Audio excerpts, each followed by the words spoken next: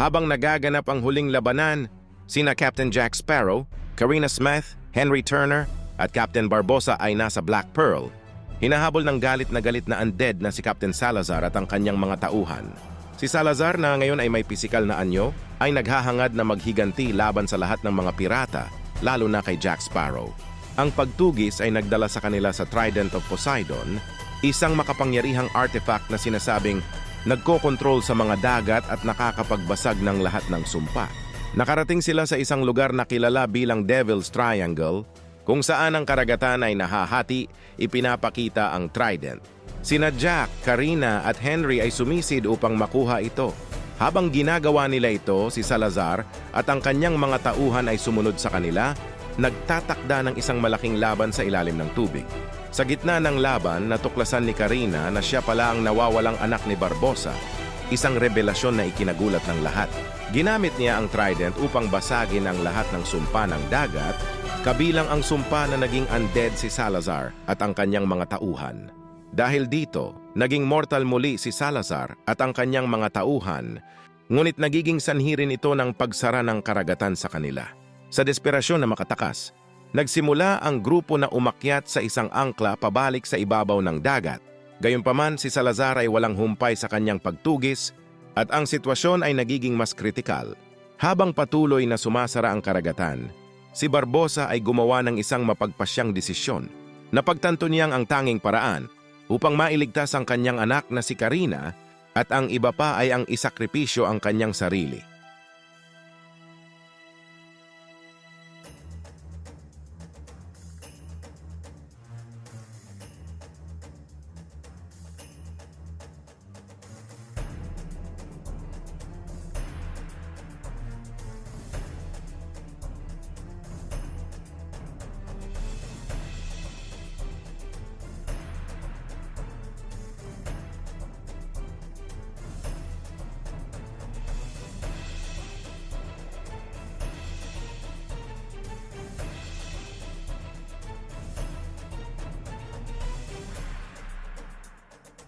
Binitiwan ni Barbosa ang angkla at sumugod kay Salazar, tinitiyak na hindi na magagawang saktan ng kalaban ang iba.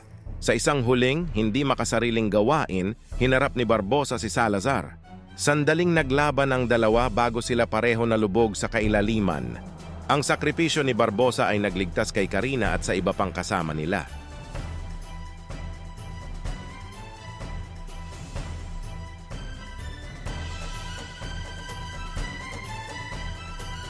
Habang nakatingin si Karina pababa, sa wakas na intindihan niya kung sino talaga si Barbosa para sa kanya.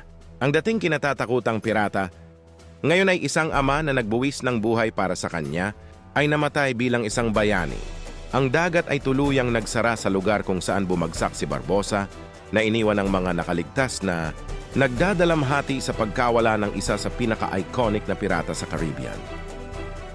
Ang eksenang ito ay isa sa mga pinaka-emosyonal na sandali sa Pirates of the Caribbean na serye na nagpapakita ng pagtubos ng isang karakter na palaging nasa pagitan ng pagiging bayani at kontrabida sa buong pelikula.